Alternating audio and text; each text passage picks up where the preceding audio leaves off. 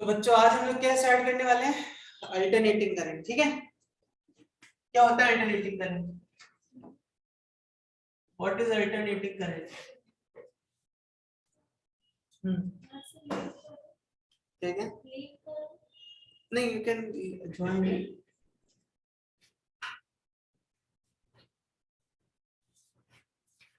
तो आपको कुछ सिमुलेशंस दिखाने तो क्या डिटेल्स। देखो अल्टरनेटिंग करंट क्या होता है, इसकी पोलैरिटी जो है वो बदलती रहे। करेक्ट, विद टाइम इसकी पोलैरिटी बदलती रहे, बोथ करंट में भी और करंट का भी और वोल्टेज का भी। ठीक है, तो मैं भी आपको एक सिमुलेशन में दिखाऊंगा कैसे अल्टरनेटिंग करंट पोलैरिटी बदलती रहती है। Okay, so now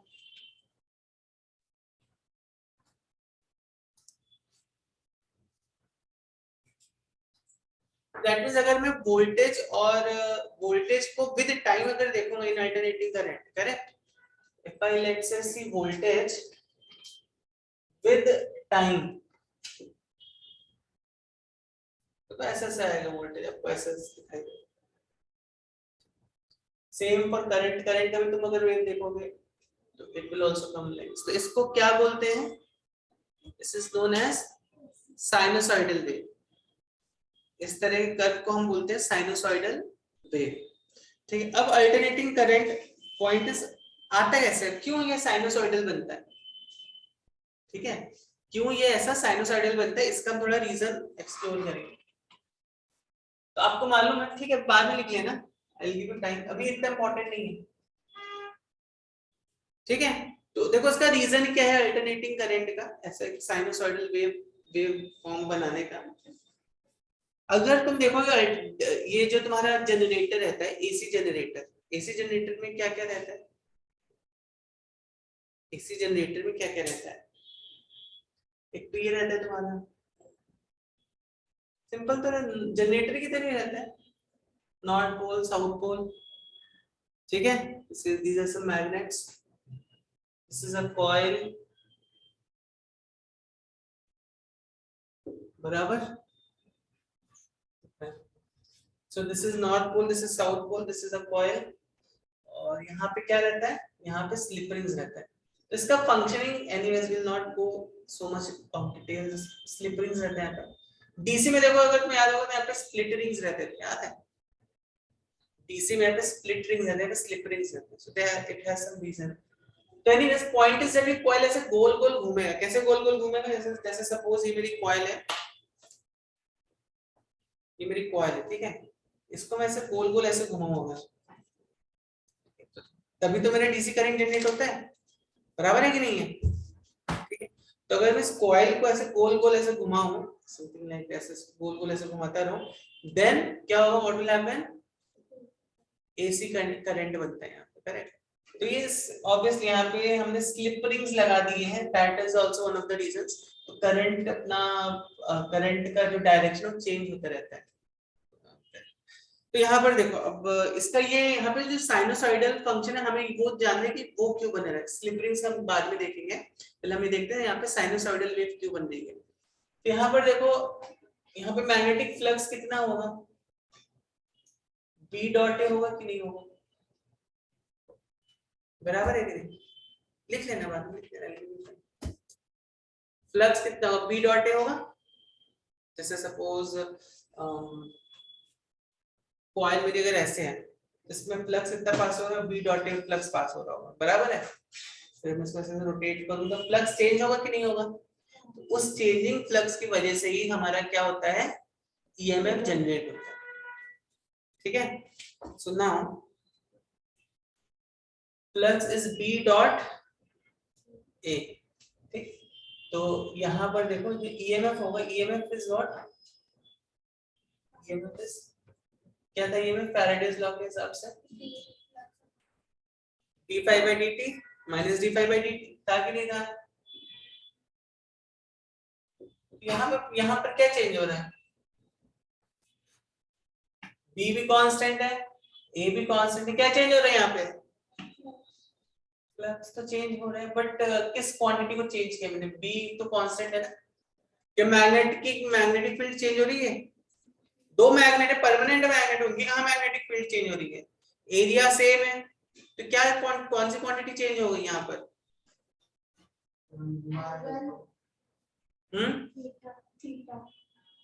theta, yes theta change हो रहा है, तो एक्चुअली में पूरा कंप्लीट नहीं है, flux is BA cos theta, ठीक है। तो इसको जब तुम डिफरेंशिएट करो तो क्या जाएगा बताओ, व्हाट वैल्यू, इसका डिफरेंशिएशन क्या देगा तुम्हें?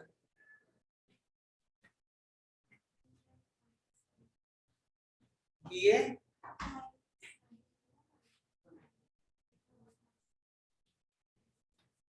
इसका डिफरेंशिएशन क्या देगा, जल्दी से बताओ। इसको जब तुम डिफरेंशिएट करोगे विद रिस्पेक्ट टू टाइम, क्या मिलना चाहिए आपको?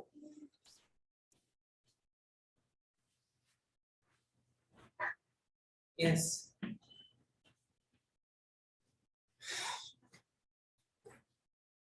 cos थीटा, अच्छा ठीक है, BA तो ऐसे ही कांस्टेंट है, cos थीटा का डेरिवेटिव क्या होगा? हाँ ठीक है, चलो माइनस साइन, ठीक है, माइनस साइन थीटा, और कुछ आएगा? यस थीटा भी तो है, थीटा को तो हमें चेंज करना पड़ेगा ना, थीटा को भी डिफरेंशिएट करना पड़ेगा, times d theta by dt, dA times d theta by dt into sin theta minus of actually minus है यहाँ पर आ गया है d बाय dt, ठीक है, बराबर है। ओके, अब d थीटा बाय dt क्या होता है, what is d theta by dt, क्या है d थीटा बाय dt, जल्दी से बताओ। अरे बुक में नहीं लिखा है आपकी, हर चीज बुक में नहीं लिखी रहती है। क्या होगा d theta by dt, circular motion में पढ़ा है ना आपने, एंगुलर वेलोसिटी ना, भूल गए? Omega is d theta by dt, yes d theta by dt is omega, तो minus ba omega sin theta, theta को क्या लिख सकते हैं, ओमेगा t लिख सकते हैं कि नहीं लिख सकते, हम ओमेगा t लिख देते हैं। यहाँ पे देखो d5 by dt minus d5 by dt कितना हो गया, कितना आ गया ना, तो ये किसके बराबर होगा, ईएमएफ के बराबर होगा कि नहीं होगा? अब देखो ईएमएफ मेरा ऐसा फंक्शन आ रहा है, मतलब क्या हुआ, विद टाइम जो मेरा ईएमएफ होगा वो साइन वेव की तरह चलना चाहिए, विद टाइम ईएमएफ जो है मेरा वो साइन वेव की तरह ही चलना चाहिए, है कि नहीं है, बराबर है कि नहीं? तो इसको हम क्या लिख सकते हैं, EMF is equal to BA omega sin omega t, जहां पे ये वाली जो value, this is maximum value of EMF ना, ये जो वैल्यू होगी ये मेरी EMF की मैक्सिमम वैल्यू होगी, ठीक है। इसको मैं समझ सकता हूं, E is equal to E naught sin omega t, ठीक है, समझ में आई बात, सब बच्चों को समझ में आई बात, आर्य, अवनी, ईशा,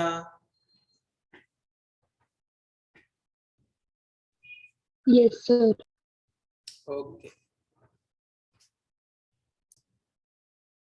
यहाँ पर देखो ईएमएफ तो हमारा इसके इस फंक्शन में आ रहा है, तो आई भी तो हमारा ऐसे ही चलना चाहिए ना, बराबर है कि नहीं बराबर है, तो यहाँ पे जो आई है वो भी तुम्हारा ऐसे ही चलेगा, आई ना साइन ओमेगा टी, ये कॉस ओमेगा टी, तो साइन वेव फंक्शन रहता है, ठीक है। और कभी-कभी क्या रहता है इसमें और इसमें there is some phase difference, हमने वेव में देखा ना फेज डिफरेंस क्या होता है, क्या होता है फेज डिफरेंस, भूल गए, 2 पाई होता है क्या है वो, तो फॉर्मूला तो मालूम है मुझे सर, दो वेव में जो डिस्टेंस, हाँ जैसे सपोज अगर एक वेव तुम्हारी एंगुलर सेपरेशन, फेज डिफरेंस मतलब हो गया एंगुलर सेपरेशन, हमेशा याद रखो, एक एक वर्ड से उस चीज को याद रखा करो, इस कांसेप्ट को, phase difference means what, angular separation, तो जैसे कोई भी वेव रहती है तुम्हारी, वेव क्यों क्यों बनती है, मैंने आपको देखो बताया था एसएचएम जब हम लोग कर रहे थे, तो कोई भी सर्कुलर मोशन होता है ना, सर्कुलर मोशन से हमें एक ऑसिलेटरी मोशन भी मिलता है यहाँ पर, बराबर है। मान लो कि सर्कुलर मोशन है तो I will also get a oscillatory motion over here, तो समझे एक सर्कुलर मोशन ऐसा हो रहा है यहाँ पर, ठीक है, यहाँ से ऐसे मूव कर रहे हैं, स्टार्टिंग पॉइंट इसका ही है, ठीक, और दूसरा सर्कुलर मोशन मेरा ऐसा हो रहा है, इसका भी स्टार्टिंग पॉइंट ही है, दोनों साथ में हो रहे हैं, तो मतलब फेज डिफरेंस कितना हो गया, 0 हो गया। बट सपोज ये ऐसे ना हो, स्टार्ट हो गया, ये यहाँ से स्टार्ट हो रहा है, अब फेज डिफरेंस कितना हो गया, दोनों के बीच में एंगुलर सेपरेशन कितना है, 9, ये देखते हैं, ठीक है। तो कभी कभी एसी में क्या होता है, अब आप आगे देखोगे भी, करंट और ईएमएफ इसमें कुछ फेज डिफरेंस आ जाता है, जिसकी वजह से काफी चीजें चेंज हो जाती है, तो वही सब हमें इस चैप्टर में पढ़ना है, ठीक है। जल्दी से लिख लो, लिख लिया सबने कि नहीं, तो आगे बढ़ते हैं। अब बच्चों देखो यहाँ पे ये ईएमएफ की जो मेरी इक्वेशन आ गई वो ऐसे है, तो आपको ये समझना ईएमएफ आया क्यों, उसकी वजह से है, और वहां पे स्लिप रिंग्स क्यों लगे हैं, एक्चुअली में जब तुम देखोगे स्लिप रिंग की वजह से क्या होता है, जब तुम्हारा कॉइल ऐसे ऐसे होके आता है, मतलब समझो ये तुम्हारा कॉइल है,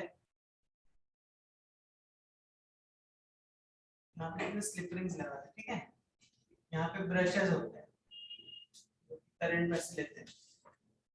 अब देखो यहाँ पर मान लो तुम्हारा करंट अभी ऐसे जनरेट हुआ, ठीक है, यहाँ पर ऐसा है, यहाँ पे मान लो करंट ऐसा है, तो देखो ये जो करंट है ये मतलब यहाँ से कैसे आ रहा होगा, यहाँ पे ऐसे आ रहा होगा, बराबर है, और ये वाला करंट कैसे आ रहा होगा, ये करंट ऐसे आ रहा होगा, ठीक है। अब देखो जब ये वाला करंट यहाँ पर, ये वाला वायर जो है, ये वायर घूम के यहाँ पर जाएगा, करंट का डायरेक्शन चेंज होगा क्या, करंट का डायरेक्शन नहीं चेंज होगा यहाँ पे, करेक्ट। जब ये वायर घूम के यहाँ पर आएगा तो यहाँ पे करंट का डायरेक्शन देखो ऐसा, अभी घूम के आने के बाद क्या होगा, करंट का जो डायरेक्शन है वो कुछ ऐसा हो जाएगा,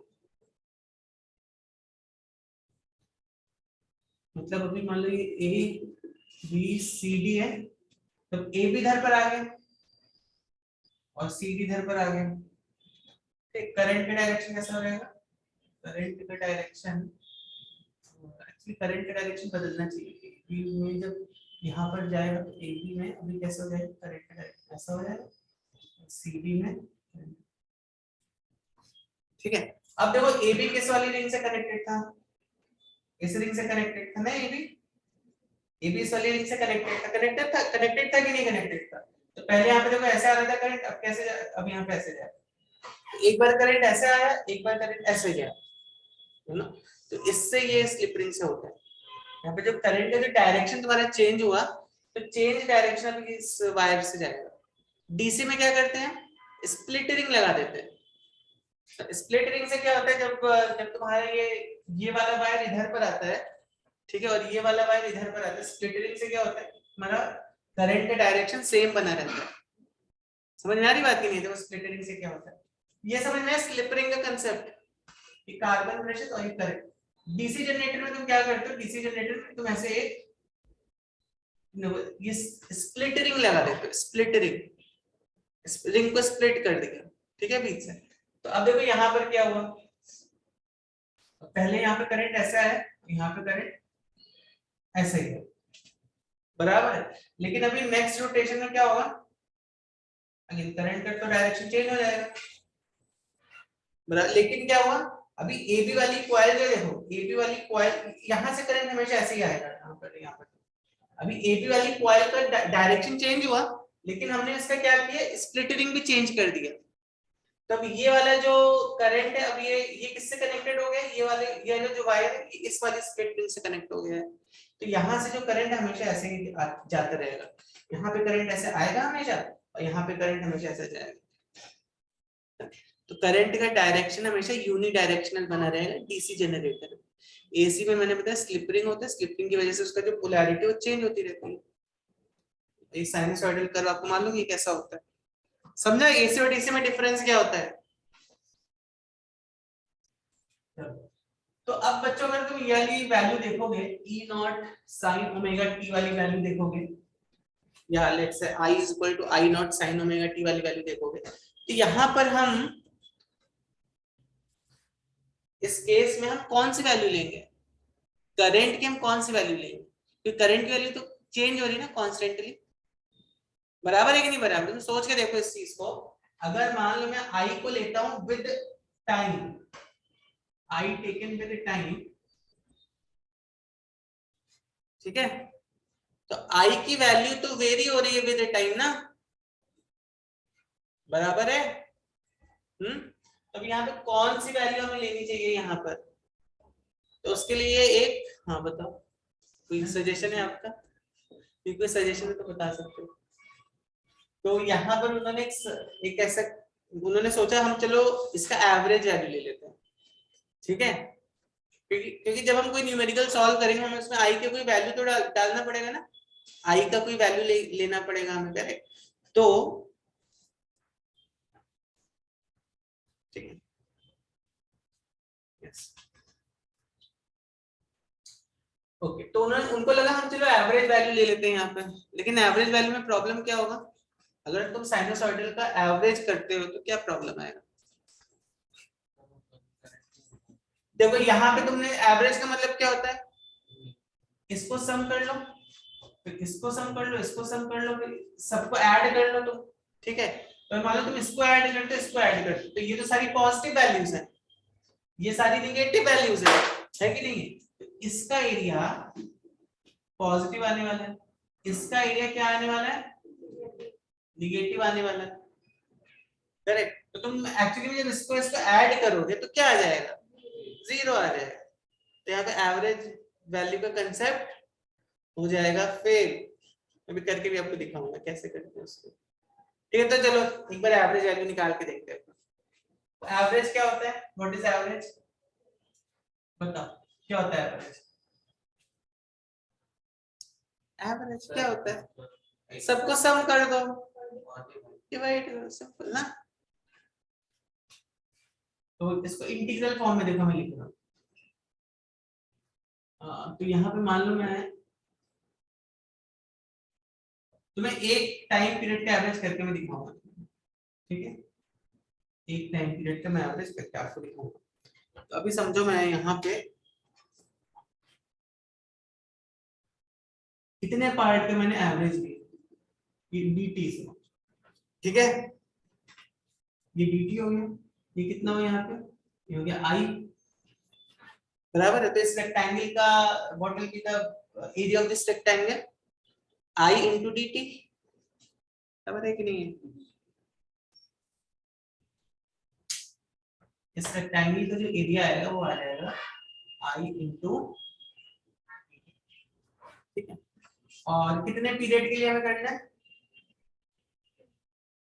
यहां से लेके यहां तक t टाइम तक करना है। आप चाहो तो t/2 के लिए भी करके देख सकते हो, t/2 के लिए जीरो नहीं आएगा वो, ठीक है। आप 2t के लिए करके देख सकते हो, 3t के लिए करके देख सकते हो, आप ऐसे डिफरेंट डिफरेंट t की वैल्यूज लेके इसको करके देख सकते हो। तो हम इसको let's say t time period तक डिफरेंट इंटीग्रेट करें, तो 0 से t और एवरेज ओवर,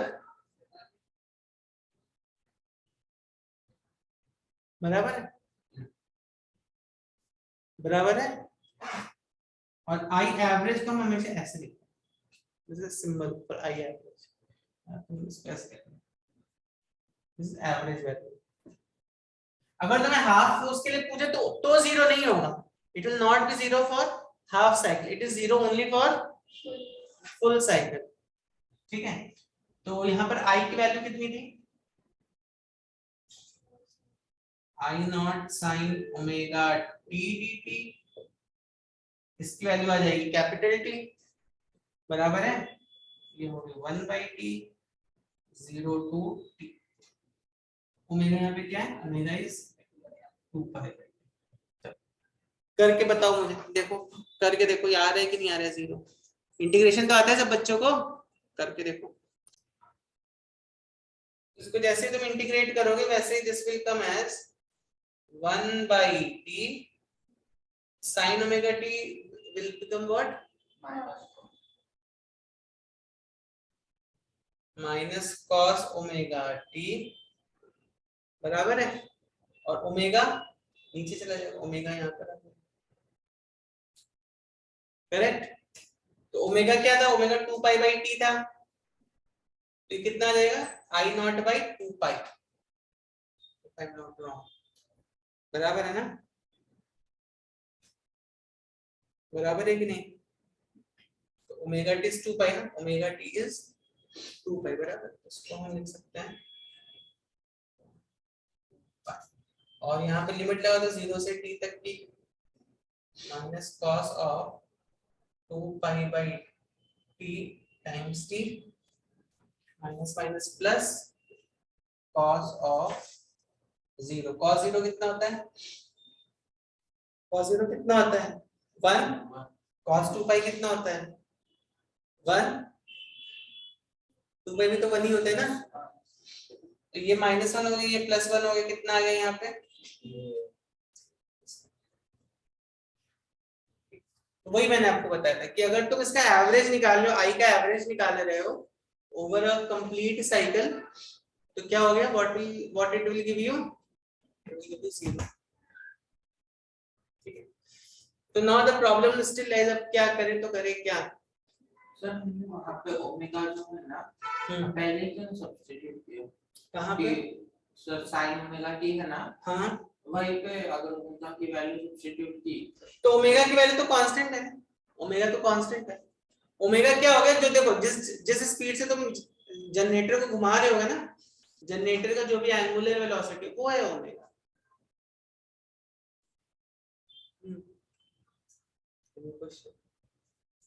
ठीक है, चलिए तो अभी आगे बढ़ते हैं, आगे बढ़े ना अभी।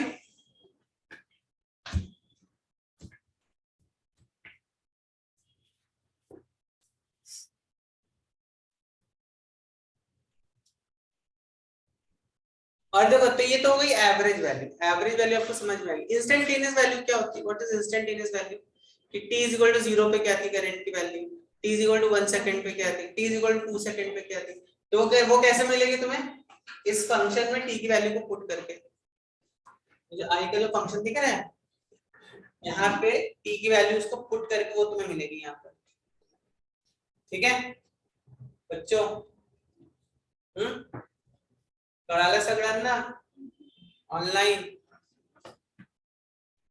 सबको समझ में आया, आर्य अवनी ईशा संस्कार,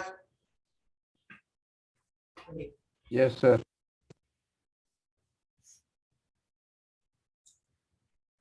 अब हम देखते हैं, तो अब देखो एवरेज तुम्हें 0 आ रही है तो कोई काम की नहीं है, ठीक है, इंस्टेंटेनियस हम यूज कर नहीं सकते हैं, तो हमने फिर एक दूसरी वैल्यू निकाली, कौन सी वैल्यू निकाली, जब शायद केटीज नहीं हुआ ना फिर हमारा, तो रूट मीन स्क्वायर वैल्यू निकाली। What is root mean square,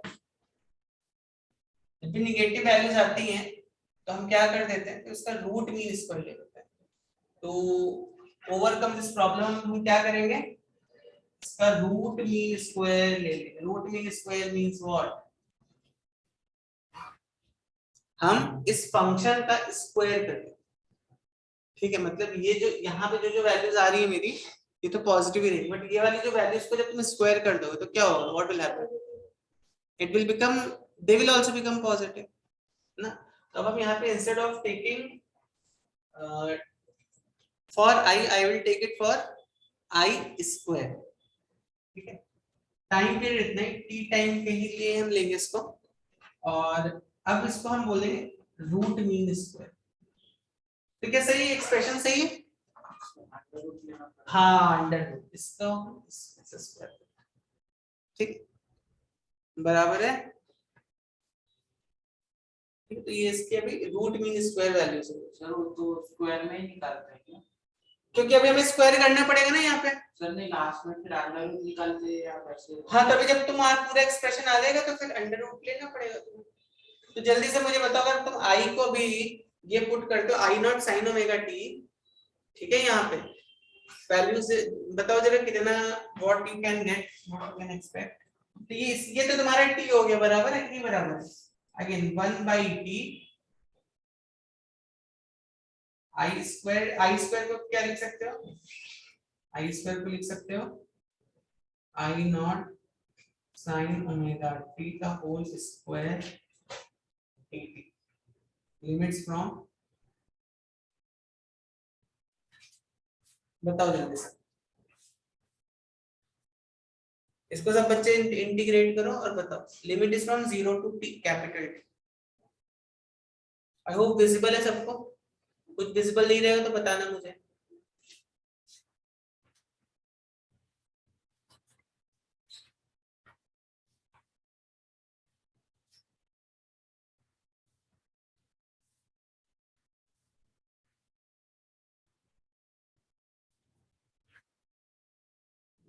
इसको इंटीग्रेट कैसे करते हैं?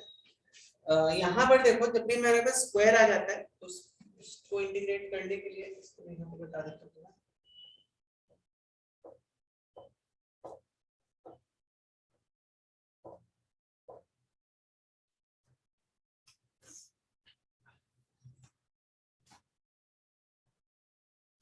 जैसे सपोज मेरे ये इसी फंक्शन में बता देता हूँ मैं आपको। 1/t आई नॉट स्क्वायर तो कांस्टेंट हो गया, बाहर आ गया, 0 to t sine square omega t dt। ठीक है, sine square omega t dt। तो साइन स्क्वायर ओमेगा t को तुम क्या लिख सकते हो? cos टू थीटा मालूम है?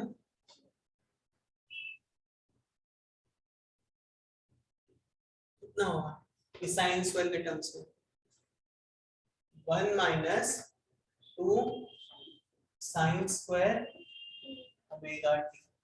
ठीक है, इसको इधर पर ले तो साइन स्क्वायर ओमेगा टी कितना हो जाएगा? तो हो जाएगा 1 माइनस कॉस ओमेगा टी।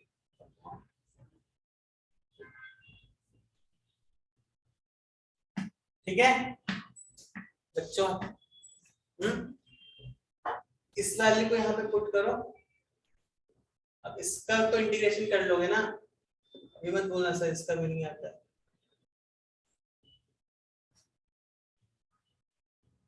ये तो 2 को भी हम इधर पे लिख देंगे। चलो अब जल्दी से मुझे इसका इंटीग्रेशन करके बताओ क्या होगा।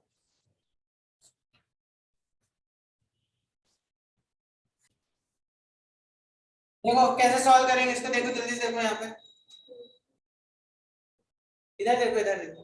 देखो cos dt की जगह तो यहाँ पे t आ जाएगा, बराबर है? dt तो यहाँ पे आई नॉट स्क्वायर 2t, ये तो तुम्हारा t आ जाएगा। cos टू ओमेगा t को क्या लिख दोगे? माइनस cos क्या हो जाता है? साइन हो जाता है, साइन टू ओमेगा t। ठीक है, sign to omega T upon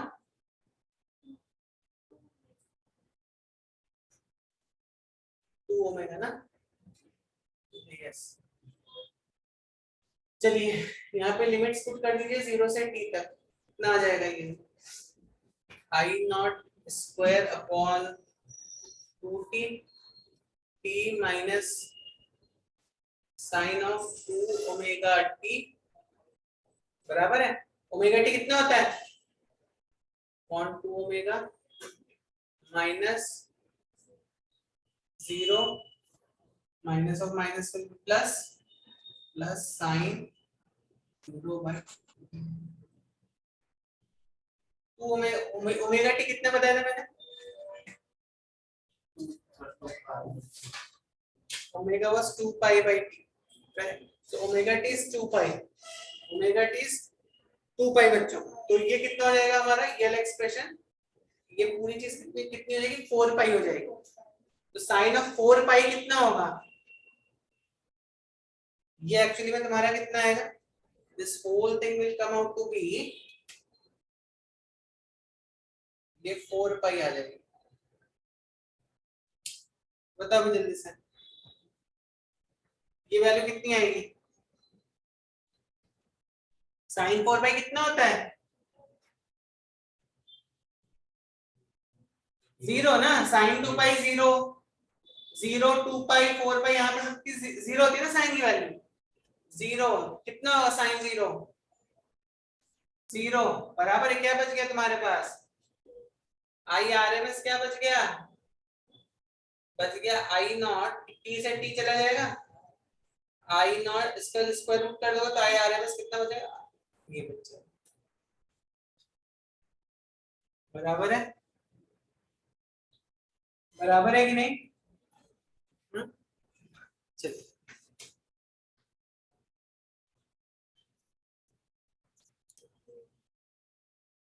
I not जो है वो ये वाली वैल्यू है। मान लो मैंने इसको ऐसे यहाँ पे एक ऐसे लाइन ड्रॉ करी, ये जो मैक्सिमम वैल्यू है दिस इज आई नॉट। अगर ईएमएफ रहेगा तो this will be E not, like that.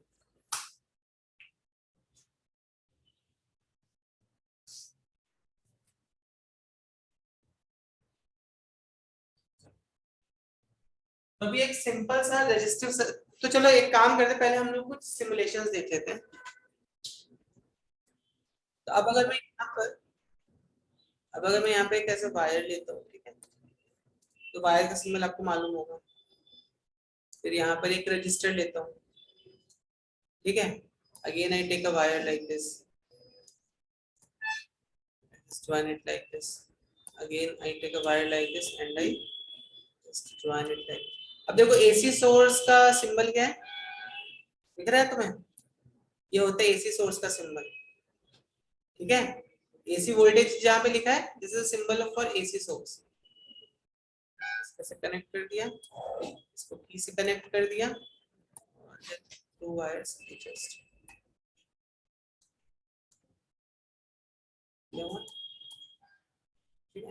तो अब जैसे मैं देखो स्विच को ऑन करूंगा, तो देखो क्या क्या होगा, करंट देखो कैसे मूव कर रहा है। स्विच को जैसे मैंने ऑन किया वैसे ही देखो करंट कैसे मूव कर रहा है, सीधे से देखो एरोस चेंज हो रहे हैं, एरोस चेंज हो रहे हैं कि नहीं हो रहे हैं? तो एसी करंट में ऐसे ही होता है, पोलैरिटी उसकी चेंज हो रही है, देखो बार। In fact if I just show you, ये देखो ये क्या वोल्टेज है, बराबर है।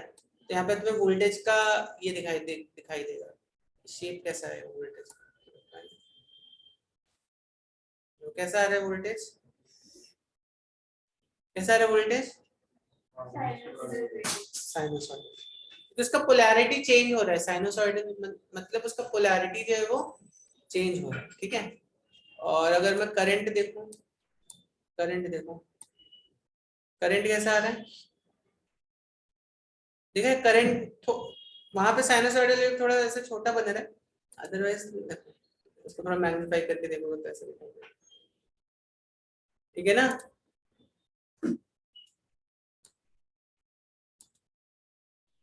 बराबर है। तो देखो वोल्टेज 10 तक जा रहा है और करंट 1 तक ही जा पा रहा है,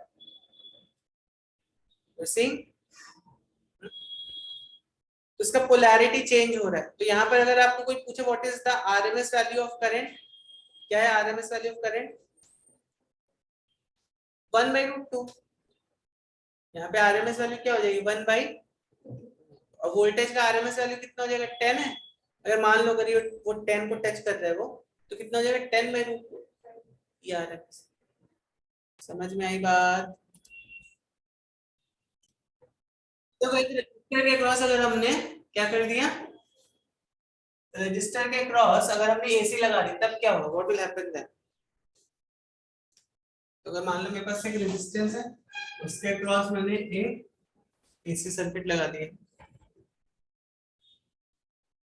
एसी वोल्टेज दे दिया इसके क्रॉस, एसी का साइन ये रहता है स्विच। जैसे मैं इसको ऑन करूंगा वैसे क्या होगा, व्हाट विल हैपन? ब्लर दिख रहा है? तो अगर मान लो मैंने इस आर के क्रॉस एक एसी वोल्टेज लगा दिया, देन व्हाट विल हैपन? ये आर है और इसके क्रॉस मैंने एक एसी वोल्टेज लगा दिया, क्या होगा? तो यहाँ पे ईएमएफ कैसे, ईएमएफ कितना होगा इसके क्रॉस? ये जो EMF E is equal to E not sine omega T. ठीक है, बराबर। ई को आप क्या लिख सकते हो, यहाँ पे कुछ करंट जा रहा होगा, आपने देखा था। ऑब्वियसली यहाँ पे हम एक ऐसा करंट नहीं बना सकते, बट करंट ऐसे जा रहा होगा, चेंज हो रहा होगा, ऊपर नीचे से करंट ऑसिलेट हो रहा होगा ना यहाँ पे। तो यहाँ पे जो ये वैल्यू आई जो होगा, इसमें जो भी करंट फ्लो हो रहा होगा यहाँ पे, तो क्या हम उसको ये बोल सकते हैं, E not sine omega T is nothing but E is equal to I R. E is equal to I R बोल सकते हैं कि नहीं बोल सकते? ई को हम आई इंटू आर बोल सकते हैं कि नहीं बोल सकते? तो आई को जब हम क्या बोल सकते हैं, आई को हम ये बोल सकते हैं E not by R sine omega T. Simple है, रेजिस्टिव सर्किट तो सबसे सिंपल है, ठीक है। और ई नॉट बाई आर मतलब कितना हो गया, ये देखोगे I not sine omega T, बराबर है, बराबर है कि नहीं? I comes out to be I not sine omega, ठीक है। अच्छा, अब यहाँ पर ना एक कंसेप्ट आता है फेजर्स का। हाँ, कुछ डाउट? यहाँ पर एक कंसेप्ट आता है फेजर्स का। फेजर्स क्या होता है, व्हाट आर फेजर्स एक्चुअली? तो फेजर क्या होता है, देखो बच्चों, कोई भी तुम साइन का जो फंक्शन है ना, उसको आप कैसे जनरेट कर सकते हो मालूम है? साइन के फंक्शन को जनरेट कैसे कर सकते हो, कैसे करोगे बताओ? अगर तुम एक सर्कल बनाते हो यहाँ पर, ठीक है, देखो ध्यान से देखना, साइन कोसाइन फंक्शंस को आप जनरेट कैसे कर सकते हो। इस फंक्शन में यहाँ पर तुमने एक ऐसे मान लो, एक ये वेक्टर ले लिया, दिख रहा है पेन, और इसको ऐसे तुमने घुमा दिया, इस पॉइंट पर तुमने इसको ऐसे से घुमा दिया,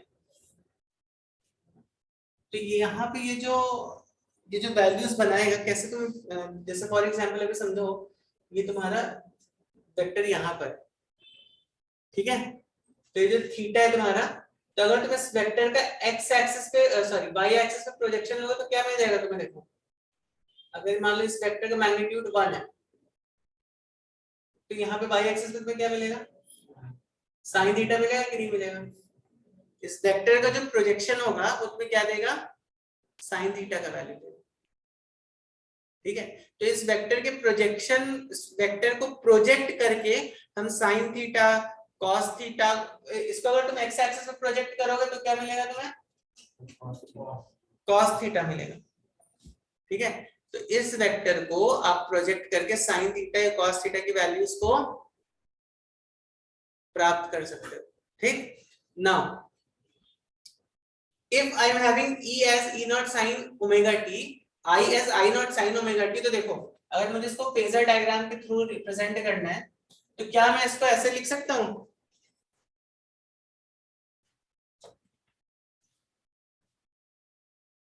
ये हो गया अपना x एक्सिस y एक्सिस, ठीक है। तो अब हम इसमें यहाँ पे E को कहां पे बना देंगे, E को हम यहाँ पे बना देंगे, तो E और I हमेशा देखो साथ साथ चलेंगे। ये सपोज मेरा हो गया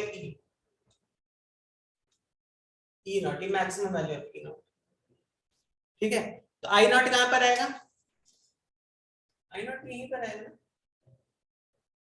ऐसा कुछ तो आ जाएगा I नॉट, मतलब अगर E नॉट का डायरेक्शन ये है, E नॉट का डायरेक्शन अगर ये है तो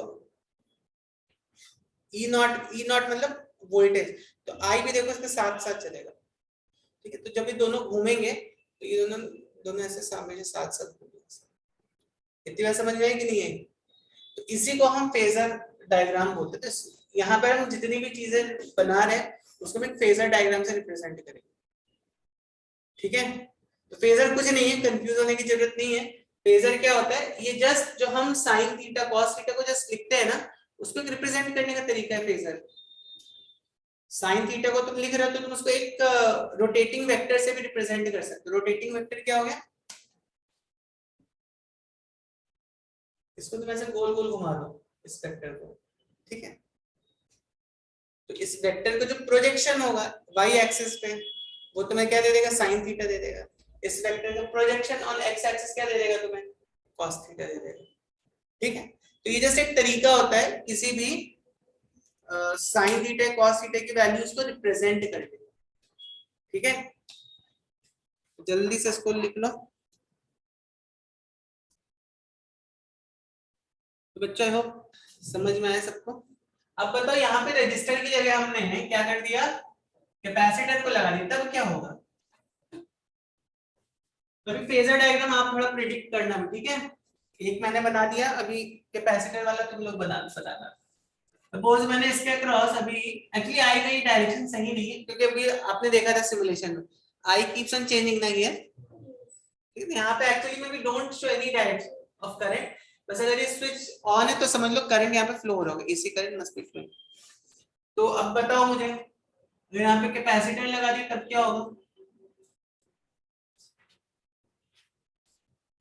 सी, यस। तो ई देखो क्या है यहाँ पे, ई तो तुम्हारा ई नॉट साइन ओमेगा टी है।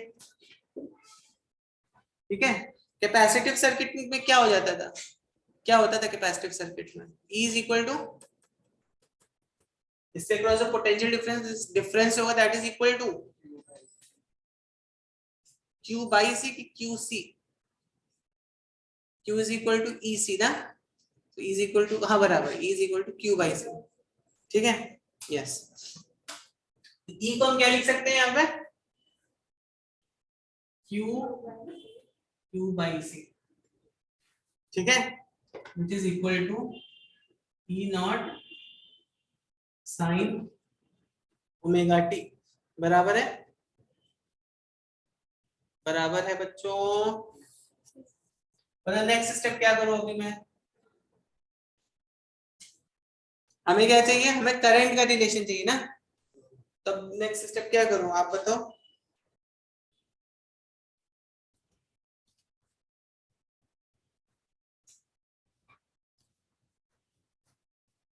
करंट क्या होता है, आई इज व्हाट, आई क्या होता है, करंट क्या होता है, डिफरेंस देखो यहाँ पे डिफरेंशिएशन करना है अपन को। तो करंट क्या होता है, dq बाई dt होता है ना, होता है कि नहीं होता है, पढ़ा है, भूल जाते हो आप। चलो ई नॉट क्या हो गया, ई नॉट विल बी, नहीं q को भी हम लिख देंगे, q will be E not C sine omega T, बराबर, बराबर। I is equal to dq by dt। करो जो इसको डिफरेंशिएशन तो कर सकते हैं, इसका डिफरेंशिएशन डिफरेंशिएट करके बताओ कितना आ रहा है।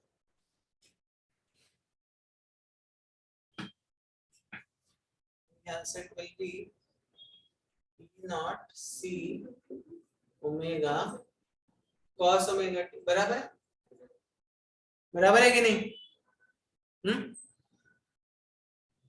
बराबर है ना। या तुम इसको इस तरह से भी लिख सकते हो, E नॉट 1/ओमेगा c, मैं बताऊंगा इसको मैंने ऐसे क्यों लिखा है।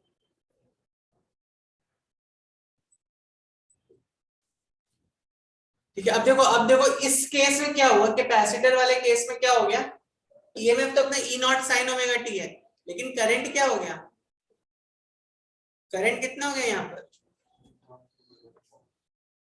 cos omega T, E naught is 1/ओमेगा c times cos omega T. मतलब जब मेरा ये वाला फेजर वेक्टर, ये वाला फेजर कहाँ पे था, फेजर लेट से ई वाली पोजीशन पे ई नॉट था, तो आई नॉट का पोजीशन क्या हो जाएगा, कैसे बनाओ, ऐसे बनाओ या ऐसे बनाओ, नीचे बनाओ,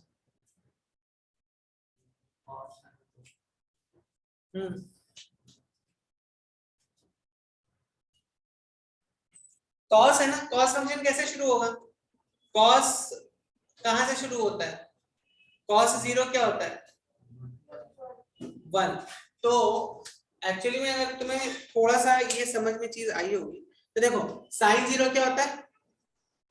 sin 0 0 होता है। देखो फेजर समझ लो, पहले फेजर समझ में आ गया तो इसमें कभी कुछ प्रॉब्लम नहीं आने वाली है, ठीक है? फेजर डायग्राम में कभी कुछ आपको प्रॉब्लम नहीं आएगी।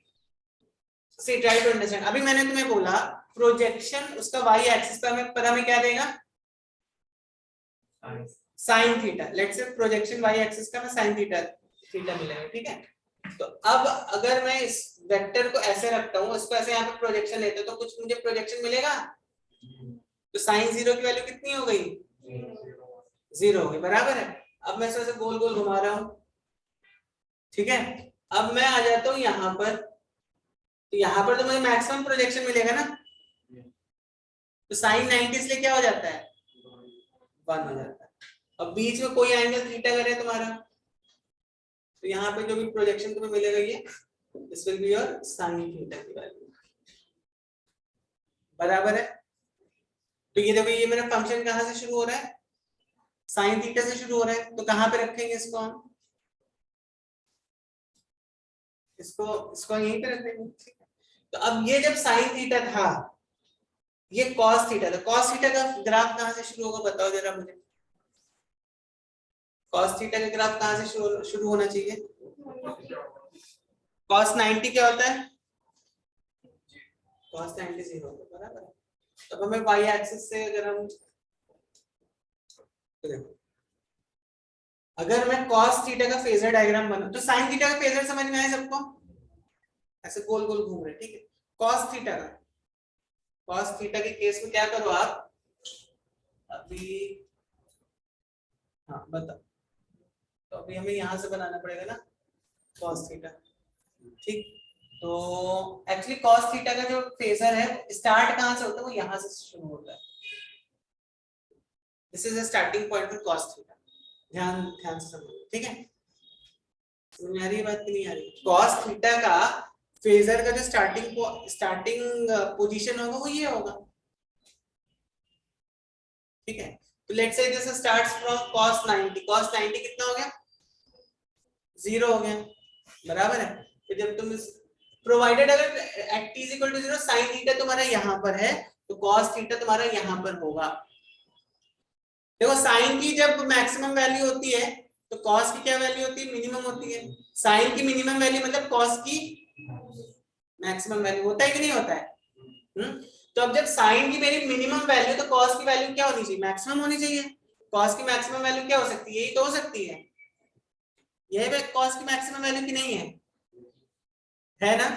cos की मैक्सिमम वैल्यू यहाँ पर हम इसको आई को हम यहाँ पे बना रहे हैं। अभी मैं आपको ग्राफ से भी बताऊंगा तो भी आपको समझ में आएगा। ये हो गया मेरा अल्फा, ठीक है? बराबर है। देखो E मेरा ये हो गया, this is my E and this is my I। इसको ऐसे गोल गोल घुमा दो, कैसे भी तुम इसको घुमा दो। इसको हमेशा कैसे घुमाते हैं? कैसे भी घुमा सकते हैं क्या? एंटी क्लॉकवाइज घुमाते हैं। एंगल कैसे लेते हो? एंटी क्लॉकवाइज लेते हो ना। इसको ऐसे गोल गोल, हाँ इनके बीच में हमेशा 90 होगा। आई और ई के बीच, क्योंकि साइन और कॉस के बीच में हमेशा फेज डिफरेंस 90 होता है ना। आप चाहो तो इसको साइन ऑफ ओमेगा टी क्या लिख सकते हो? प्लस पाई बाई 2 को लिख सकते हो ना। यस और no? Sine of omega t plus pi by 2, sine pi omega t plus pi by 2 is what? cos theta.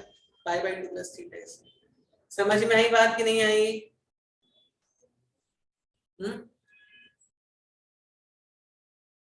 Okay so हाँ, इसका ग्राफ आपको बताना। तो देखो इसका अगर तुम साइनसॉइडल इसका ग्राफ बनाओगे और इसका ग्राफ बनाओगे, देखो इसका ग्राफ कैसे बनेगा पहले देख लो, सब चीजें देख लो, फिर I will give you time to write. अगर तुम ई वाले फंक्शन का ग्राफ बनाओगे, बेसिकली ईएमएफ का ग्राफ बनाओगे, तो ईएमएफ का ग्राफ कैसा आएगा?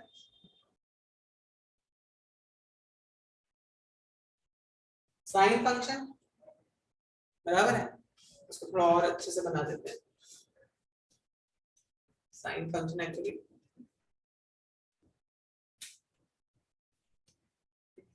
तो बेसिकली ये कितना हुआ? ये हो गया पाई बाई 2, ये हो गया पाई, ये कितना हुआ 2 3 पाई 3 पाई बाई 2, और ये हो गया 2 पाई। ठीक है, अब सपोज ये मेरा मैक्सिमम वैल्यू ऑफ ईएमएफ ये है, ठीक है, तो यहाँ पे जो ईएमएफ की वैल्यू है, ठीक है, और cos थीटा की वैल्यू कैसे आएगी यहाँ पे, कहाँ से आएगी? अब सपोज मैं यहाँ पे एक ई है, ई नॉट, आई नॉट कैसे आएगी, कैसे लिखोगे?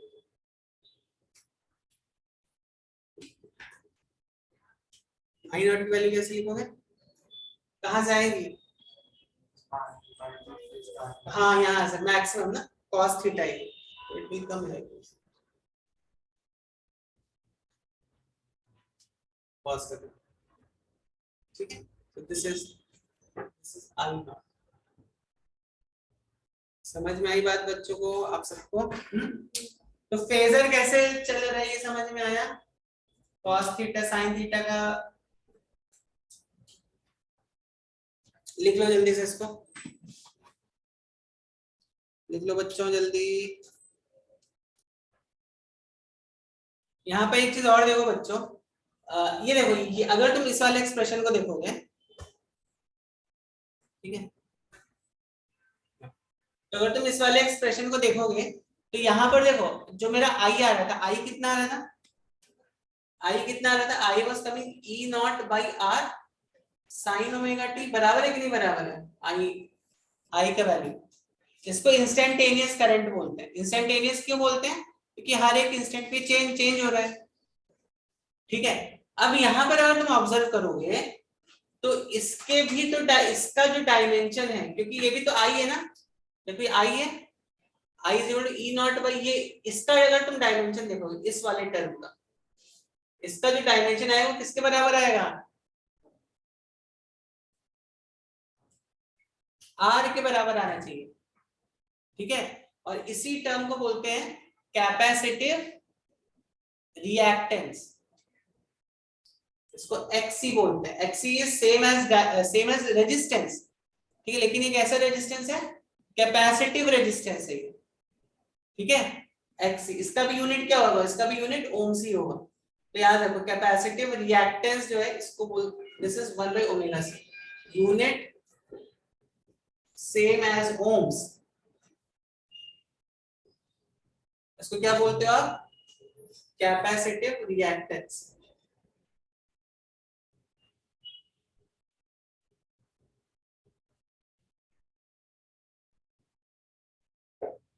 ठीक है,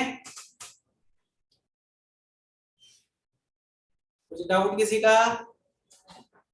ऑनलाइन ऑफलाइन? यहाँ पे कैपेसिटर को हटा के क्या लगा दिया? एक इंडक्टर लगा दिया यहाँ पे। अब जरा बताओ, तुम थोड़ा सा सोचो कि यहाँ पे क्या आएगा, इसको यहाँ पर आप इसको कैसे रिप्रेजेंट करो? ई की वैल्यू क्या थी एक इंडक्टर के लिए?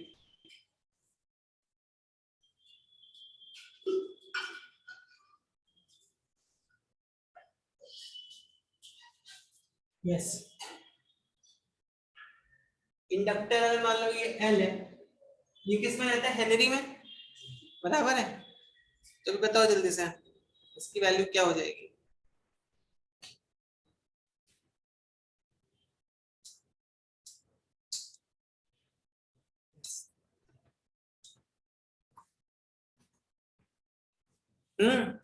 ये क्या हो जाता था इंडक्टिव के केस में? कल ही बताया था ना, E this was minus L D I by D T ना। देखो क्या था, phi is equal to L I, बराबर है D phi by D T कितना हो गया? L D I by D T ना, और यहाँ पे एक माइनस का साइन पुट कर दो तो ये हो जाएगा ईएमएफ। ईएमएफ जो इंडक्टर के क्रॉस जो आपका प्रोड्यूस होगा that will be equal to minus L D I by D t, बराबर है। तो अब अगर मैं यहाँ पर यहाँ पे किरचॉफ्स लूप लॉ लगाऊं तो क्या आ जाएगा मेरा? किरचॉफ्स लूप लॉ कितना आ जाएगा? E minus L di by dt, this is equal to 0. बराबर है? E is actually here equals to L di by dt. E कितना था? E not sine omega. बस हमें जो E की जो वैल्यू वही रखनी है हमें यहाँ पर, और फिर अपना देखो एक्सप्रेशन कैसे चेंज हो रहा है AC के लिए। ठीक है, तो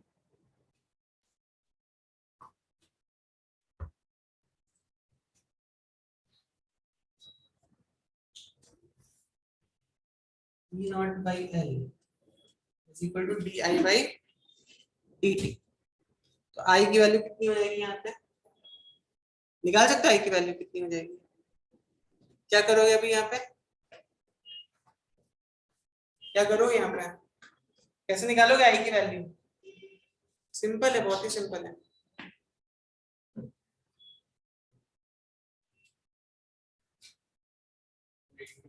इंटीग्रेशन कर दोगे तो कितना आ जाएगा? यहाँ पे लिमिट, अभी यहाँ पर एक काम करो, लिमिट मत लगाओ, ठीक है? बिना लिमिट के इसको एक बार इंटीग्रेट करके देखो कितना आ रहा है।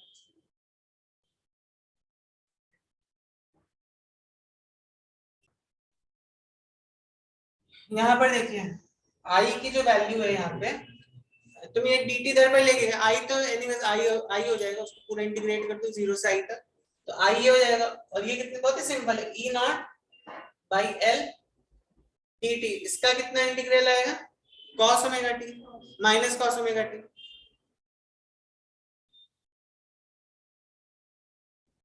और अभी जो ओमेगा है वो कहां पर आ जाएगा?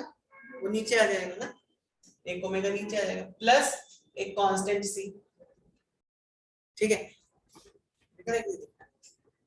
अब अच्छा मुझे एक बात बताओ, जब t इज इक्वल टू 0 पे तुम्हारा I 0 था, t इज इक्वल टू 0 पे क्या था? I was 0। तो आपको नहीं लगता ये कांस्टेंट की वैल्यू भी 0 हो जाएगी? t इक्वल्स टू 0 पे c तुम्हारा 0 था ना, मतलब टोटल करंट 0, तो c की वैल्यू भी तो 0 होगी, बराबर है? तो c की वैल्यू यानी 0 आती है, क्योंकि इंडक्टेंस तुम्हारा at I is equal to 0 पे 0 ही रहेगा ना, L कुछ आएगा ही नहीं at t is equal to 0, तो ये तुम्हारा c की वैल्यू क्या हो जाएगी? 0 हो जाएगी। तो यहाँ पर I कितना आ गया अपना? Minus E not omega L cos omega. ये बात समझ में आई कि नहीं आई? अब चाहो तो यहाँ पे लिमिट भी लगा सकते थे, 0 से t तक की लिमिट भी लगाओगे तो भी तुम्हारा यही एक्सप्रेशन है। ठीक है, चलो अब जल्दी से मुझे फेजर बनाओ, बताओ इसका कैसा बनेगा? इसका फेजर कैसा बनेगा?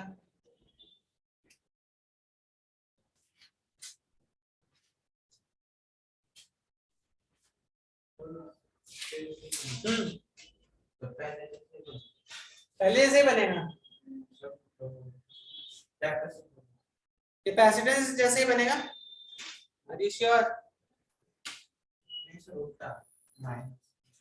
तो देखो जब मेरा I की वैल्यू E की वैल्यू हमने फिक्स कर दी अभी, E नॉट यहाँ पर था, तो I नॉट कहाँ पर आएगा? नीचे आएगा, माइनस आ जाएगा। ये देखो क्यों निगेटिव में चली गई, कॉस की जो वैल्यू निगेटिव में चली गई ना, पॉजिटिव कॉस की वैल्यू ये हो गई, निगेटिव कॉस की वैल्यू ये ऐसे हो गई। तो फेजर आपको समझ में आया होगा बच्चों। और इसी तरह जब तुम इसका E नॉट और I नॉट का एक साइनोसॉइडल कर्व बनाओगे तो कैसा बनेगा वो? ये हो गया तुम्हारा, मान लेते हैं ये पाई बाई 2 पाई, थोड़ा सा इधर पे बनाना पड़ेगा इसको, समझ में आया सबको ये?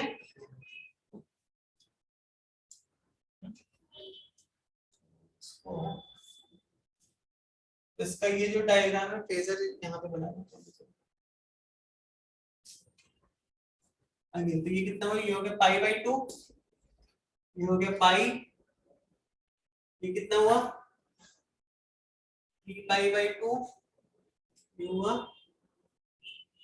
2 पाई, बराबर है।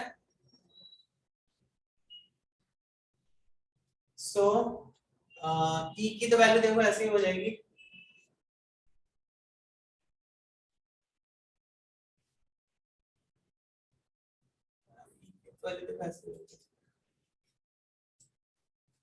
आई की वैल्यू ये हो गई ई नॉट की वैल्यू, हाँ नीचे से आएगा ना, यस। तो अभी आई नॉट मेरा यहाँ से कहीं से तो आएगा,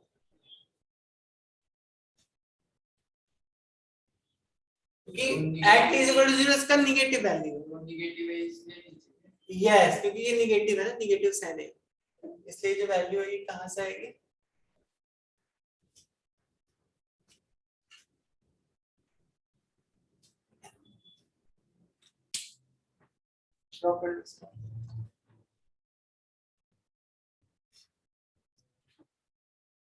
देखो इधर,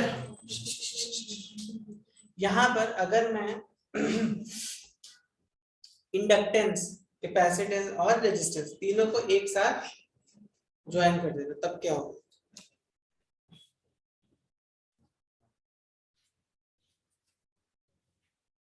कैपेसिटेंस ये हो गया, रेजिस्टेंस। अब इसको मैंने सीरीज में किया, इसको तुम पैरेलल में कर सकते हो, ठीक है। स्विच है मेरा, जैसे तुम स्विच को ऑन करोगे क्या होगा, अब यहाँ पे ये आर हो गया, सॉरी ये एल हो गया, ये सी हो गया, इसको एलसीआर सर्किट भी बोलते हैं, ठीक है। तो देखो करंट तो ऐसे स्ट्रेट जा रहा होगा यहाँ पे, ठीक, और हमें क्या मालूम है, देखो यहाँ पे अगर करंट अगर मेरा ऐसा है तो इसके रेजिस्टेंस के लिए पहले बताओ ई का डायरेक्शन क्या हो जाएगा, ई का डायरेक्शन ऐसा हो जाएगा, बराबर है। और थोड़ा देर तो अगर मालूम है करंट का डायरेक्शन ऐसा है आई, तो इस रेजिस्टेंस वाले सर्किट में ई का डायरेक्शन भी ऐसा ही हो जाएगा, बराबर है। देखो ई और आई साथ साथ चल रहे थे। कैपेसिटेंस के लिए क्या था, अगर ई ऐसा था तो आई मेरा ऐसा था, बराबर है। तो देखो जब आई पूरा घूम के, तो ध्यान से समझना, ठीक है।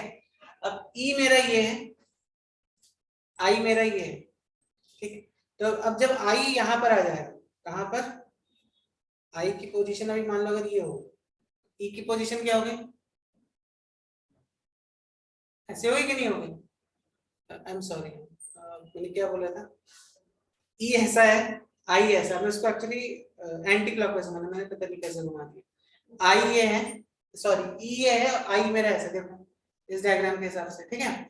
अब मैं इसको एंटी, ये आई है मेरा, तो आई को भी हमें ऐसे लाना है, तो क्या करोगे आप, इसको पकड़ो ऐसे और इसको घुमा दो ऐसे, ऐसे जब तक ये पूरा ऐसे, मैंने अभी कहा है ई था ना सर ठीक है, कोई फिर से करते चलो, ब्लैक वाला ब्लू वाला ई पकड़ लेते हैं, सर ये जो डाई वाला है सर ऐसा होता है, ऐसे ले ये इस साइड ले लो, अच्छा ऐसा बोल रहा, हाँ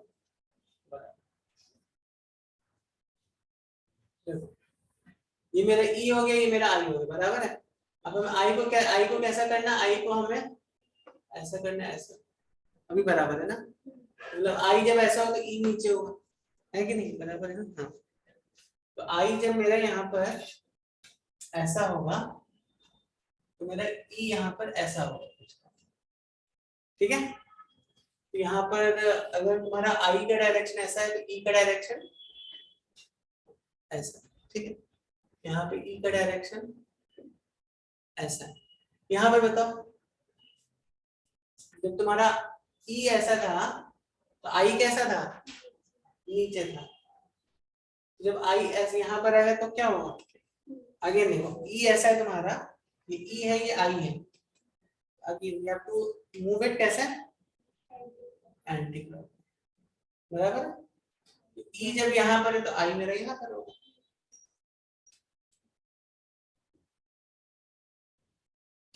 तो यहाँ पर जब तुम देखोगे तो ई मेरा ई एल इधर पर है और मेरा आई का डायरेक्शन ऐसे, बराबर है। तो अब देखो कि यहाँ पर क्या तुम इन ईज को ऐड कर सकते हो, सिंपली ऐसे कैसे ऐड कर देंगे अभी हम, क्योंकि यहाँ पे कुछ फेज डिफरेंस आ रहा है। समझ में आ रही बात कि नहीं आ रही? यहाँ पर क्या हो गया, एक फेज डिफरेंस आ गया। तो अगर तुम ईज को यहाँ पर ऐसे प्लॉट करो तो ई आर तो ऐसा हो गया, ई सी ऐसा हो गया, ई एल ऐसा हो गया। तो अब हमें रिजल्टेंट फाइंड करना पड़ेगा। समझ में आ रही बात कि नहीं आ रही है? तो अब हम क्या करेंगे, यहाँ पे ई आर देखो, ई आर की वैल्यू ये होगी ना, ई एल की वैल्यू ये हो गई, ई सी की वैल्यू ये होगी, मान लो जो जैसा भी है, व्हाटएवर इट इज, करेक्ट। तो यहाँ पर अब क्या हो जाएगा, पहले वाई एक्सिस के अबाउट हमें क्या देखना पड़ेगा, ई एल माइनस ई सी निकालना पड़ेगा। तो मान लो वाई एक्सिस के अबाउट मेरा ई एल माइनस ई सी कुछ यहाँ तक आ गया,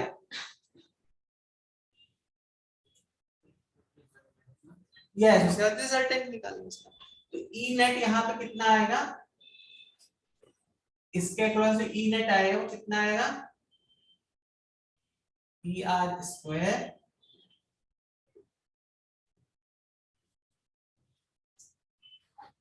ठीक है, बराबर है कि नहीं बराबर है। अच्छा एक चीज मैं आपको बताना भूल गया था, इंडक्टिव सर्किट में देखो, इंडक्टिव सर्किट में ई अपना कितना आया था, कितना आया था, आई नॉट बाई ओमेगा एल आया था ना, आई नॉट बाई ओमेगा एल आया था कि नहीं आया था, माइनस कॉस ओमेगा टी आया था कि नहीं आया था ये। तो इस वाले टर्म को क्या बोल देंगे, कैन यू गेस, इसका यूनिट किसके बराबर होगा, ओमेगा एल का,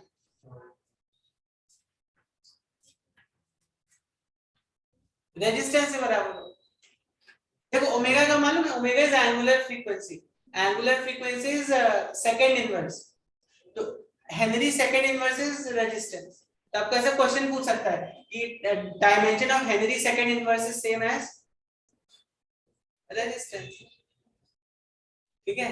dimensions of farad second inverse का inverse is same as resistance, या ये आपको यही दे देगा, फैरेड सेकंड इनवर्स, इसका dimension is same as resistance, resistivity, conductivity, और क्या होता है कंडक्टिविटी, और क्या, नन ऑफ दीस, बताओ।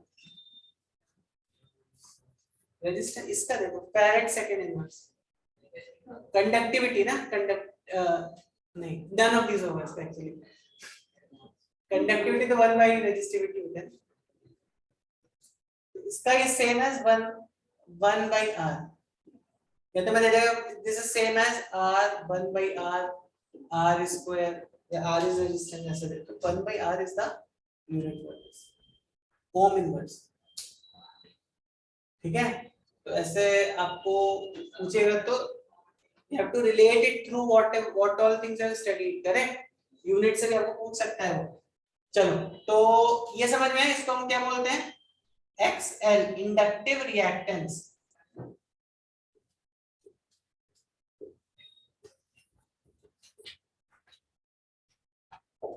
ठीक है। और कुछ तो नहीं है यहाँ पे, बराबर है सब ठीक है।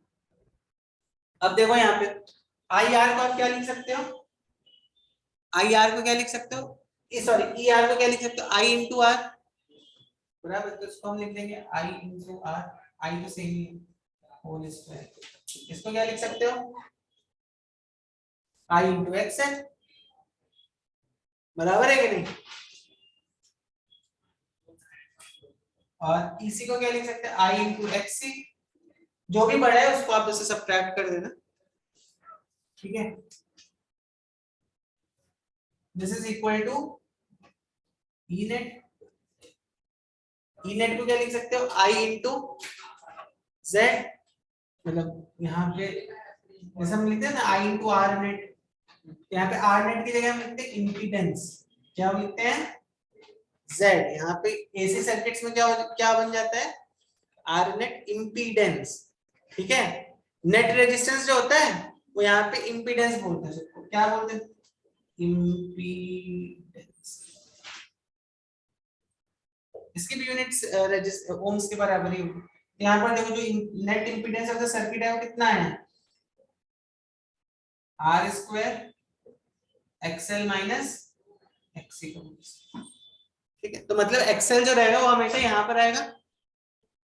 समझ में आ रही बात कि नहीं आ रही? एक्सएल देखो यहाँ पर आ गया, एक्सी यहाँ पर आ गया, रेजिस्टेंस यहाँ पर आ गया। अगर हम इसका वेक्टर डायग्राम बनाएंगे इन रेजिस्टेंसेस का, तो एक्सएल कहाँ पर आएगा, एक्सएल यहाँ आएगा, एक्सी कहाँ पर आएगा, एक्सी यहाँ पर आएगा, रेजिस्टेंस कहाँ पर है, रेजिस्टेंस यहाँ पर। मैं ड्रॉ कर देता हूँ।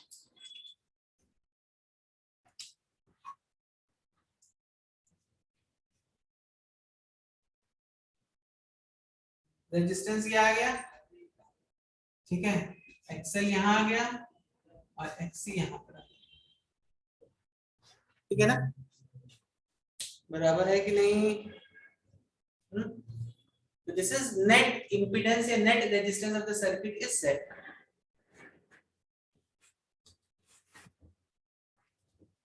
जल्दी से लिख लो। क्या अभी आप मुझे बता सकते हो यहाँ पे ईएमएफ और इम्पीडेंस के बीच में या ई और आई के बीच में कितना कुछ what will be phase difference between E and I? E और आई के बीच में कुछ फेज होगा कि नहीं होगा? जैसे अभी हमने देखो कैपेसिटिव सर्किट में देखा था फेज कितना था ई और आई के बीच में 90 था, बराबर है। इंडक्टिव के केस में कितना था, उसमें भी 90 था, लेकिन एक में पॉजिटिव था एक में निगेटिव था। देखो यहाँ बनाया हुआ है, करेक्ट। एक मैसेज आ रहा था एक मैसेज आ रहा था, ठीक। तो इस केस में कितना हो जाएगा phase difference between E and आई? नहीं होगा, नहीं होगा क्या सर? वो आपने डायग्राम दिया है ना, उससे वो कट हो जाएगा। कट हो जाएगा नहीं, लेकिन अगर एक्सएल एक्सी इक्वल नहीं है, देखो अगर एक्सएल एक्सी इक्वल होगा तब तो नहीं होगा बराबर, तब आप एकदम सही बोल रहे हो, ठीक है। लेकिन अगर एक्सएल एक्सी इक्वल नहीं है तब तो होगा। कितना होगा देखो यहाँ पे, मान लेते हैं ये मेरा यहाँ पे एक्सएल माइनस एक्सी यहाँ तक है, थोड़ा सा बड़ा बना दोगे, समझो ये मेरा आर है, ये मेरा है एक्सएल, ये मेरा एक्सी। एक्सएल माइनस एक्सी कितना हो जाएगा यहाँ पे? इसको वेक्टर से अगर तुमने रिलेट कर लिया तो समझ में आ जाएगा, वेक्टर से रिलेट नहीं किया तो समझ नहीं आएगा। मान लो एक्सएल माइनस एक्सी, ठीक है। अब देखो आर और एक्सएल माइनस एक्सी दोनों के बीच में फेज कितना 90 है, और इसका भी हमें रिजल्टेंट लेना है ना,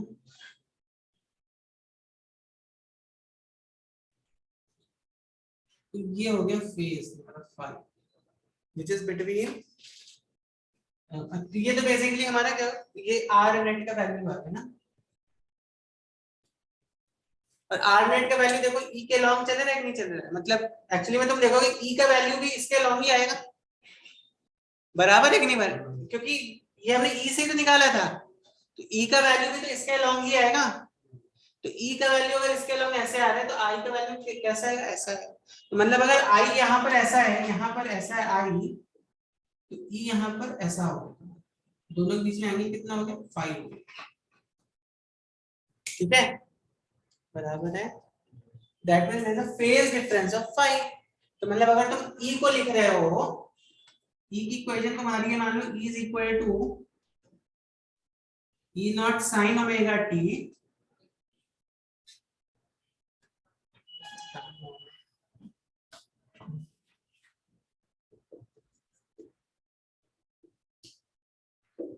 ठीक है। तो what will be the equation for I? I की इक्वेशन क्या हो जाएगी if I am not wrong? What will be the equation of I? कितनी होगी बच्चों? sin phi. So sin phi. Yeah, so it could be, you know, I could be I naught sin omega t plus minus pi कुछ भी आ सकता है यहाँ पे, बना के देख लेंगे, ठीक है। इस केस में I think it should be minus आएगा ना, जब हमें यहाँ तक जाना है तो इतने एंगल को माइनस करना पड़ेगा, तो इस केस में माइनस आ जाएगा, but it can be anything, plus minus pi के टर्म्स में आएगा, ठीक है, कुछ भी आ सकता है। जब आप प्लस पाई लिख लो, पाई कैन बी नेगेटिव आल्सो, ठीक है। समझ में आई बात?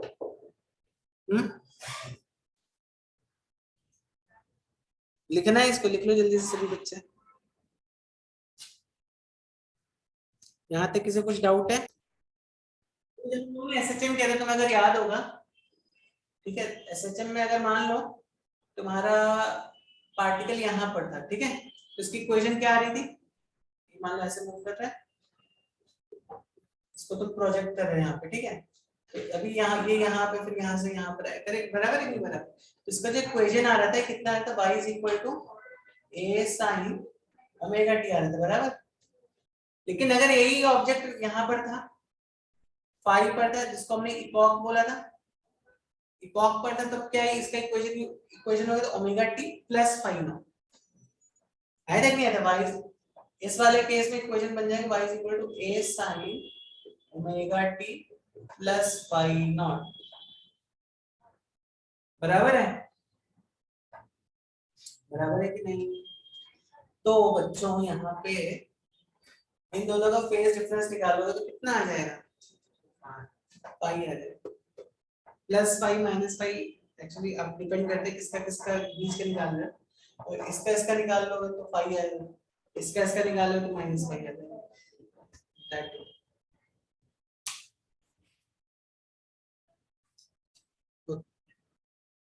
तो जब भी जनरली कोई भी सर्किट बनता है तुम्हारा, तो उसमें तीनों कंपोनेंट्स प्रेजेंट रहते हैं, रेजिस्टिव, इंडक्टिव और कैपेसिटिव, कुछ मात्रा में सभी चीजें प्रेजेंट रहती है, ठीक है। क्योंकि अभी मान लो अगर कोई दूसरा वायर है, दो वायर ऐसे जा रहे हैं, उसकी वजह से थोड़ा बहुत कैपेसिटिव चीज भी आ जाती है, इंडक्टिव चेंज हो रहा है मैग्नेटिक फील्ड, उसकी वजह से इंडक्टिव आ गया, और सर्किट पर खुद का रेजिस्टेंस तो रहेगा ही ना, तो तीनों कंपोनेंट्स आपके सर्किट में प्रेजेंट होते हैं, ठीक है। तो अगर मान लो मुझे पावर निकालनी है सर्किट में, तो पावर कैसे निकालेंगे, ये आपको होमवर्क है, इसका डेरिवेशन कैसे करना वो आपको खुद से भी निकालना है, मैं पूरा नहीं करूंगा तो बहुत टाइम जाएगा उसमें, ठीक है। उसको थोड़ा एक्सपैंड करके उसको घर में जाके सॉल्व करके आना, ठीक। देखो पावर क्या होता है, E × I बराबर है, E × I तो होता है। अगर हम LCR सर्किट की बात करें तो E की वैल्यू कितनी थी, E0 sin ओमेगा t, और I की वैल्यू कितनी थी, I0 हाँ sin omega t plus phi. अब आपको सोचना है इसको कैसे आप ये करोगे, ठीक है। क्या हो गया, E0 I0 sin omega t sin omega t plus phi, तुम्हें इस बात की ब्रैकेट को खोलना पड़ेगा। ये कौन सी पावर है, ये है इंस्टेंटेनियस पावर, ठीक है, ये इंस्टेंटेनियस पावर, ठीक। हमें लेकिन यहाँ पर हम आरएमएस वाली नहीं देख रहे हैं, हम यहाँ पे एवरेज पावर देख रहे हैं, पावर जनरली एवरेज देखी जाती है, तो एवरेज पावर जो होगी कितनी हो जाएगी,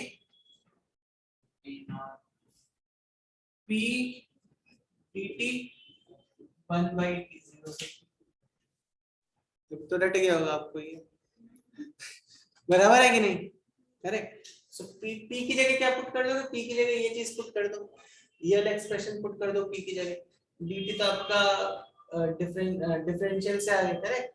तो फाइनली जब तुम सॉल्व करोगे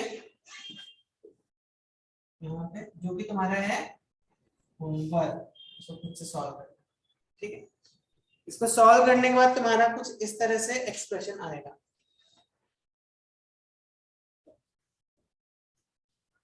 P average comes out to be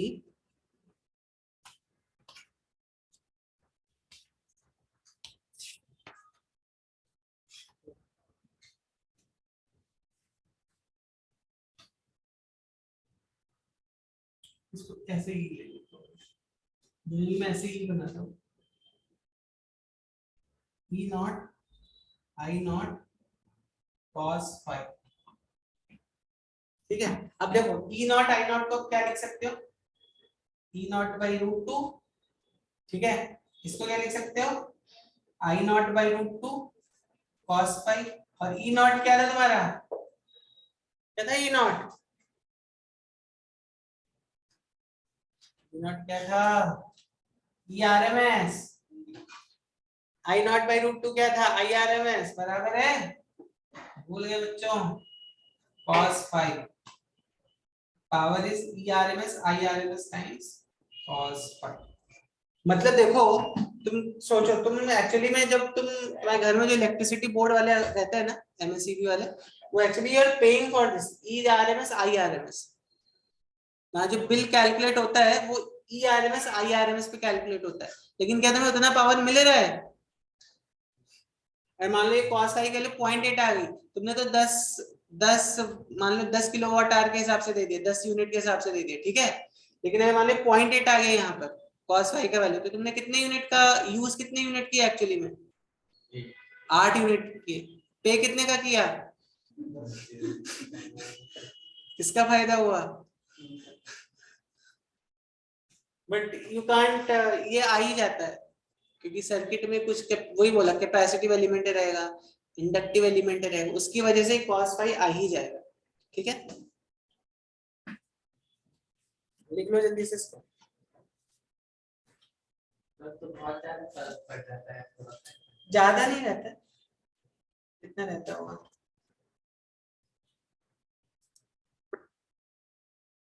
question number 12, 13 and 14।